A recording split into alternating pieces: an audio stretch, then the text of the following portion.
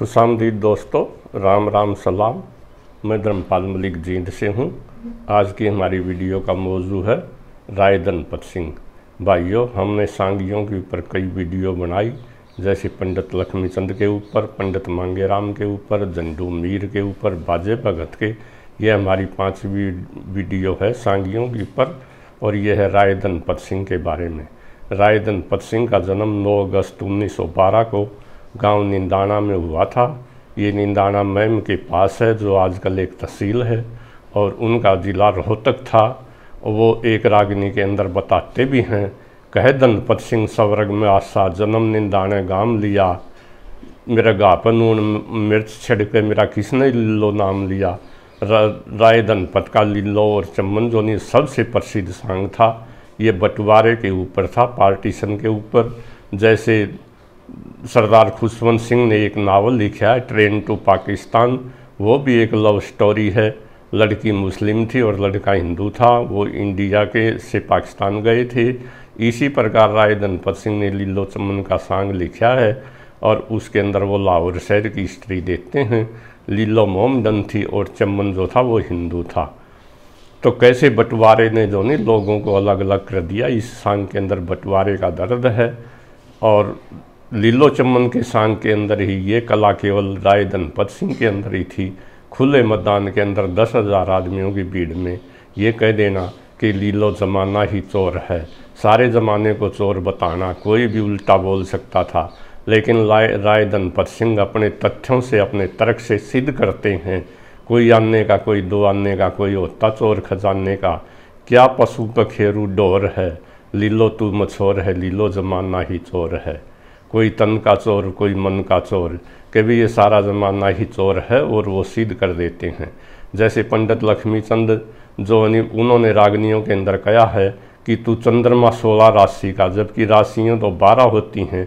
4 राशियों के नाम को किसी का नहीं पता, लेकिन उनके आगे कोई बोलता नहीं था। पंडित जी लक्ष्मीचंद के सामने वो सूर्य कवि थे। और पंडित लक्ष्मीचंद के अंदर एक रागनी के अंदर सेठ ताराचंद के अंदर वो कहते हैं कि जहाज के में बैठ साणी आई दिल्ली में। वो तो धर्ममालती जो थी वो तो सिंगल द्वीप की, श्रीलंका की रहने वाली थी, और दिल्ली जो नहीं समुंदर के किनारे नहीं है, लेकिन फिर भी पंडित लक्ष्मीचंद पहुंचा देते हैं उसे समुद्री जहाज में बैठा कर दिल्ली के अंदर, और कोई उनकी बात को नहीं काटता। इसी प्रकार लकड़हारे के सांग के अंदर पंडित लक्ष्मीचंद जी जो माधोपुर के अंदर, जबकि माधोपुर राजस्थान में है, टिब्बों में है, वहाँ जांडी के वृक्ष होते हैं, और पंडित जी जो नहीं वहाँ चंदन के पेड़ दिखा देते हैं, और कोई भी उनकी बात को नहीं काटता।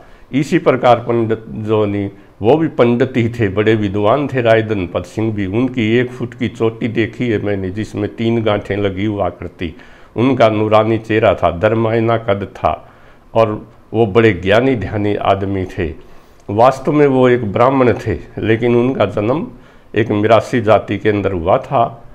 डेंजली बिटसिन लिखता है कि मिरासी जाति जो नहीं, गांव मस्जिद का मुल्ला और गांव का मिरासी वो बैठकर खाते हैं, वो काम नहीं करते। लेकिन राय धनपत सिंह इसका अपवाद थे, वो बहुत ज़्यादा काम करते थे। उस ज़माने के अंदर राय धनपत सिंह के पास जो नहीं वो भट्ठे चलते थे। शामन पुठी गाँव में उनका भट्ठा था, उनके पास एम्बेसडर कार थी, रॉयल एनफील्ड मोटरसाइकिल था, रोहतक शहर के अंदर उनका 400 गज का प्लॉट था, और वो बड़े ज्ञानी ध्यानी आदमी थे। मैं उनकी 3 बातें बताता हूँ जो जब हम बच्चे ही थे, मैंने राय धनपत सिंह के अनेक सांग देखे हैं। जब हम बच्चे ही थे, 7वीं 8वीं पढ़ते थे, ये 1968-1970 के आसपास की बातें हैं। राय धनपत सिंह ने मेरे गांव सिसाई के अंदर बन देवी का सांग किया था। बन देवी की सांग के अंदर वो बन देवी से पूछता है राजा, जोधपुर का राजा, भाई तू किसकी बर्मा है, तू बर्मानी है या इंद्राणी है, वो बहुत सुंदर औरत थी, कौन है। और आखिरी कली के अंदर राय धनपत सिंह जी कहते हैं कि किसकी जाई किसके ब्याई, इतने किसका पकड़िया फटका से, लरज लरज के नूचा लजुणो बांस लरज रहा नटका से, कि सांग देखने आई से तेरे धनपत सिंह का खटका है। ये धनपत सिंह का खटका मैंने अपनी आँखों से देखा है। हम उस वक्त 7वीं क्लास में थे।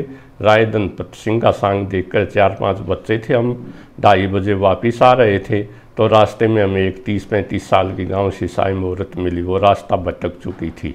उसने उसका घर पूछा, हमने पूछा आप कहाँ से आई है, तो उसने कहा मुझे धनपत सिंह का सांग में देखने गई थी लेकिन घर का रास्ता भूल गई। चलो हमने उसको पहुंचा दिया। जो मैं कहना चाहता हूं वो ये, धनपत सिंह की रागनियों का और धनपत सिंह के सांग का लोगों को ऐसा खटका था, न केवल आदमियों को बल्कि औरतियों को भी खटका था। इसलिए राय साहब कहते हैं कि सांग देखने आई है तेरे धनपत सिंह का खटका है। एक दूसरा किस्सा और मैं सुनाता हूँ। राय साहब कितने ज्ञानी थे, ध्यानी आदमी थे, उनको कितना ज्ञान था दुनियादारी का। मेरे गांव का एक बनिया था, वो जमींदार थे, खेती करते थे, रामचंद्र उसका नाम था, सन ऑफ गोमदा गोविंद बनिया थे। और वो धोती मैली और मोटी धोती बांधे हुए थे, मैला कपड़ा था, हल चला के आए थे। ये 1970 के आसपास की बात है। उस टाइम तक इतने ट्रैक्टर नहीं थे और दोनों उनके दांत बड़े थे, रंग सांवला था, सिर पे खिंडका था। और मेरे एक चाचा जी होते थे ऋषि राज। हमारे गांव सिसाई में एक धर्मशाला है, बड़ा तालाब है, रानीसर एक धर्मशाला है। धर्मशाला के सामने खुला मैदान है। वहाँ राय साहब शाम को 4-5 बजे बैठ जाया करते थे कुर्सी के ऊपर और 100-200 आदमी इकट्ठे हो जाते थे, जिनमें बालक बच्चे और बूढ़े सब होते थे। तो मेरे चाचा ऋषि राम ने पूछा, धनपत सिंह आप ये बता दो इस आदमी की जाति क्या है, मैं आपको मान जाऊंगा। राय साहब ने ऊपर से नीचे तक देखा और कहा, ऋषि राज इस तरह का वैसे तो बनिया भी हो जाया करता है, और वो बनिया ही थे। राय साहब इतने ज्ञानी ध्यानी आदमी थे। राय साहब के अंदर मानवता जो नहीं, ह्यूमैनिटी कूट कूट कर भरी हुई थी। इसका मैं एक किस्सा सुनाता हूँ। राय साहब के समकालीन सांगी थे रामकिशन नारायण व्यास वाले, पंडित मांगेराम जी और जोनी चंद्रबादी और राय धनपत सिंह।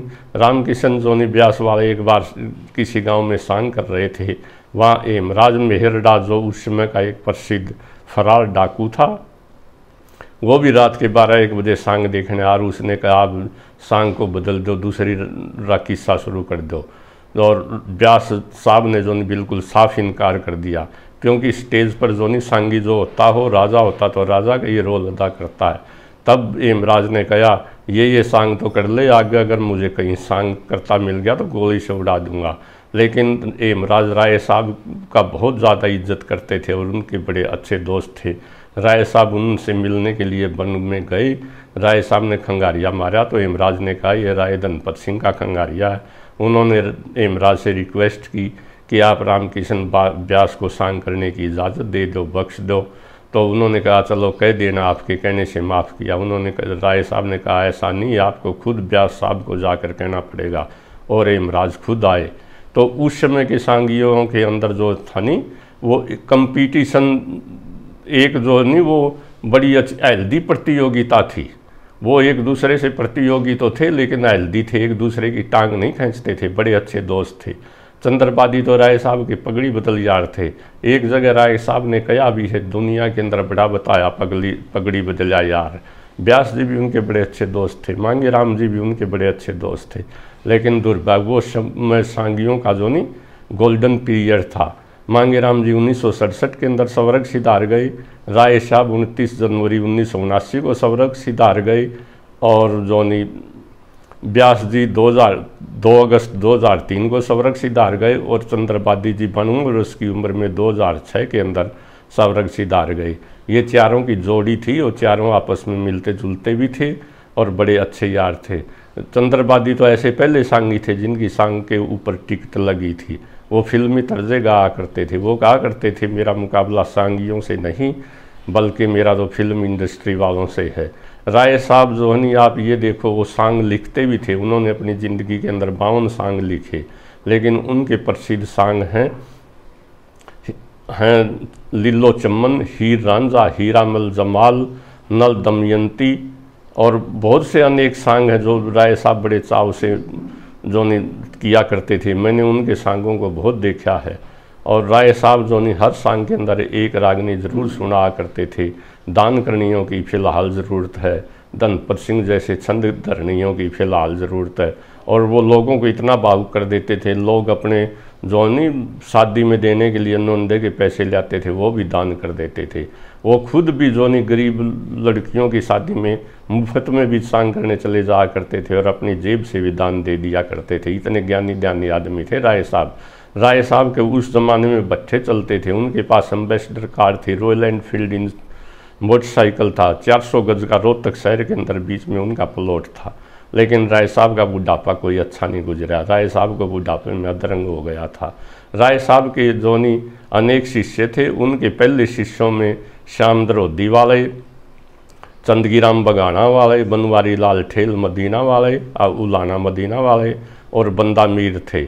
जोनी ठहरो श्याम जोनी ये एक उस समय का गियर बन गया था, उस समय का हैंड ब्रेक बन गई थी। बैलगाड़ी वाला भी कहता था बैलों को ठहरो श्याम, हाली भी कहता था ठहरो श्याम, तांगे वाला भी कहता था है ठहरो श्याम, यहाँ तक कि रेलगाड़ी वाला भी ये कह देता ठहरो श्याम।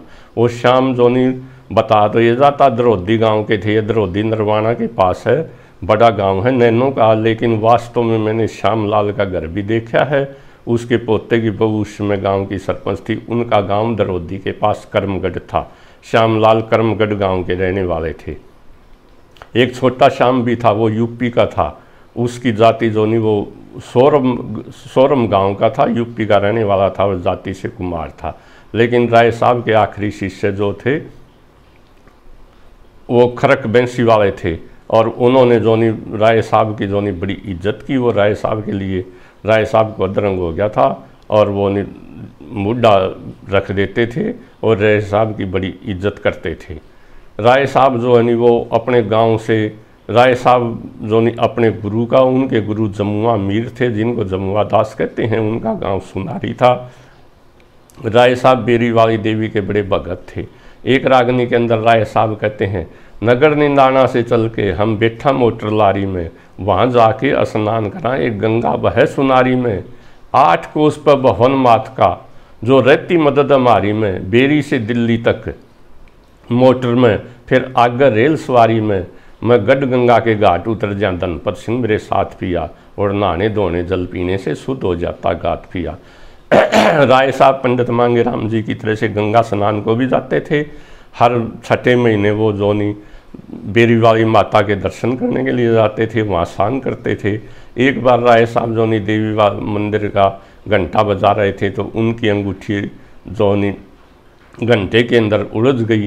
राय साहब ने कहा माता जी अंगूठियाँ मांग रहे, उन्होंने अपने 10 उंगलियाँ सारे हाथों की उंगलियाँ अंगूठियाँ मंदिर के अंदर दान करती। कहते हैं कि राय साहब के पास इतनी अंगूठियाँ थी, वो धागे से बांध कर अगर 100 फुट के कुएं में लटका देते तो तब भी वो वहाँ तक पहुँच जाती थी, क्योंकि राय साहब हर एक सांग के अंदर एक अंगूठी और एक साफा ज़रूर लेते थे। वो गांव के साथ भाईचारा रखते थे। राय साहब के पिताजी का नाम चंदा मीर था, उनकी माता का नाम भोली देवी था। मेरी राखीगढ़ी गांव में भी ज़मीन है, वो राखी जोनी शाहपुर गांव में ब्याहे हुए थे, उनकी पत्नी का नाम सरती देवी था। उनके उस ज़माने में भी 2 बच्चे थे, जबकि लोग 7-7, 8-8 बच्चे पैदा करते थे। एक उनकी बेटी थी जिनका नाम मेली देवी था और एक उनका बेटा था जिनका नाम मैनपाल था। राय साहब बड़े सुलझे हुए आदमी थे। राय साहब को ज़माने का भी बहुत बड़ा ज्ञान था। वो एक रागनी के अंदर कहते हैं जैसे डुकाप के ऊपर बनड़ा इम्पोर्टेंट होता है, इसी प्रकार बाती जो नहीं वो ब्याह में इम्पोर्टेंट होता है। वो कहते हैं राजा और नवाब बादशाह हाथी बिन सुनना, जीमन झूठ दसो जिमन कारज और दसोटन, गोती नाती बिन सुनना। ब्याह में भाईचारा बहुत ज़रूरी होता है। शहर नगर गांव पंचायती बिन सुनना ना, जैसे मंदिर बिन हो दीपक सुनना, ब्याह बाती बिन सुनना। कहे धनपत सिंह बिना मसाला चाट एक सी हो, और डुकावे बनड़ा ब्याह में बाती बाट एक सी हो। उनको बड़ा सामाजिक ज्ञान था, वो सामाजिक ज्ञान की रागनियाँ गाया करते थे। समाज के अंदर उन्होंने हमेशा ज्ञान का प्रचार किया और लोग उनसे बहुत ज़्यादा लगाव रखते थे। मैंने राय धनपत सिंह को बहुत नज़दीक से देखा है। उनका बड़ा नूरानी चेहरा था, दरमियानी कद था, लंबी चोटी थी और बड़े सुलझे हुए आदमी थे। और राय साहब को जो नहीं वो इतने कलाकार थे, हर आदमी को अपनी बातों के अंदर जो नहीं वो आकर्षित स्वामी विवेकानंद की तरह से खींच लेते थे, हिप्नोटाइज कर देते थे। राय साहब जो नहीं वो शंकर दास की प्रणाली के सांगी थे। उनकी प्रणाली जो नहीं सेड्डू से शुरू होती है। एक रागनी के अंदर वो कहते भी हैं सेड्डू के चेले लक्ष्मण, लक्ष्मण के गोपाल दास हुए, गोपाल के चेले शंकर दास, शंकर के मंगल दयाल हुए। मंगल के चेले जमुना दास और अब धनपत सिंह पर ख्याल हुए। मंगल दास जो थे नहीं वो भी ब्राह्मण थे और सुनिया गांव के थे। जमुना दास उनके गुरु थे जिन्हें वो हमेशा जमुआ मीर कहते थे। वो भी जोनी सांगी नहीं थे लेकिन बड़े परम ज्ञानी थे। जमुआ मीर जी तो इतने ज्ञानी थे, जब उनकी मृत्यु हुई तो वे डोगा लेकर और पानी का लोटा लेकर और चादर लेकर शवम कब्रिस्तान के अंदर चले गए और वहाँ पेड़ के नीचे चादर बिछाकर उन्होंने समाधि लगा दी, नमाज अदा की और फिर वो जो नहीं सीधे डायरेक्ट जन्नत के अंदर चले गए। वो अपने गुरु का जो नहीं वो बहुत ज़्यादा कदर करते थे राय साहब, और देवी माता के वो बहुत बड़े भगत थे। राय साहब ने जो नहीं अनेक रागनियाँ बनाई हैं। राय साहब के अनेक शिष्य थे लेकिन दुर्भाग्य आज उनने राय साहब ने उनके शिष्य हैं। राय साहब के शिष्य जो नहीं श्याम दरोदी वाले तो पहले ही चले गए थे, और जो नहीं उन चंदगी राम के बगाना वाले के भी मैंने अनेक सांग देखे मेरे गांव में, वो बड़े अच्छे कलाकार थे। राय साहब के वो 1991 के अंदर इस दुनिया से चले गए। राय साहब के शिष्य जो नहीं बनवारी लाल ठेल जो मदीना के रहने वाले थे वो 1983 में इस दुनिया से चले गए। उनका सबसे बड़ा शिष्य जिसने पाकिस्तान में राय साहब के सांग किए बंदा मीर था। बंदा मीर भी 12 जुलाई 1988 को इस दुनिया से चला गया, और चंदगी राम 1991 में चले गए। इस प्रकार एक एक करके राय साहब के सब शिष्य भी चले गए और उनके समकालीन सांगी भी चले गए, और राय साहब भी इस फानी दुनिया से 29 जनवरी 1979 को चले गए, लेकिन बुढ़ापे में उनको अधरंग हो गया था। और राय साहब का जो नहीं प्रणाली अब भी सबसे बड़ी प्रणाली है। उनका पोता जो नहीं राय प्रदीप जो नहीं उनका पड़पोता है वो अब भी सांग करता है। राय साहब का जो नहीं इस हरियाणवी संस्कृति के ऊपर, हरियाणवी कल्चर के ऊपर जो नहीं बहुत ज़्यादा उनका काम किया और इसका उन्होंने बहुत ज़्यादा विकास किया है। लेकिन दुर्भाग्य से राय साहब के नाम से कोई जो नहीं अब भी हरियाणा का कोई भी इनाम रिवार्ड नहीं दिया जाता। हमारी मांग है सरकार से कि राय धनपत सिंह के नाम से कोई रिवार्ड जारी किया जाए, और वो एक दिन भविष्य में ज़रूर होगा। भाइयों, ये थी राय साहब की मोटी मोटी बातें। जय हरियाणा, जय हरियाणवी, और धन्यवाद। अगर आपको ये वीडियो पसंद आए तो प्लीज़ चैनल को जो नहीं सब्सक्राइब कर देना, वीडियो को लाइक करना और शेयर करना। Thank you very much.